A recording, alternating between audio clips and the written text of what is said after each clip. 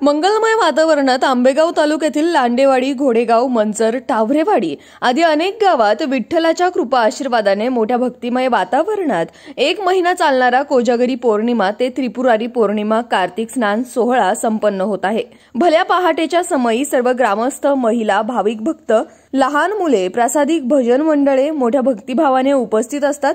या नामयज्ञाची सांगता मंगळवार दिनांक 8 नोव्हेंबर रोजी सकाळी 9 ते 11 काकडा विसर्जन करून अन्नदान करून काकडा भजन संपन्न होईल। लांडेवाडी येथे बाळासाहेब राजगुरू, रामदास आढळराव पाटील, पांडुरंग शेवाळे, जालिंदर पाबले, दत्ता कुरकुटे, विजया शेवाळे, शिवाजी शेवाळे, भिकाजी शेवाळे, फुलाबाई ढेरंगे, खंडू शेवाळे व अनेक भाविक भक्त उपस्थित असतात। तर सरपंच तथा आंबेगाव तालुका सरपंच परिषद अध्यक्ष उत्तमराव टावरे हे देखील आपली संस्कृती जोपासण्यासाठी अतिशय सहकार्य देऊन हा वारसा टिकवण्यासाठी प्रयत्न करत असतात।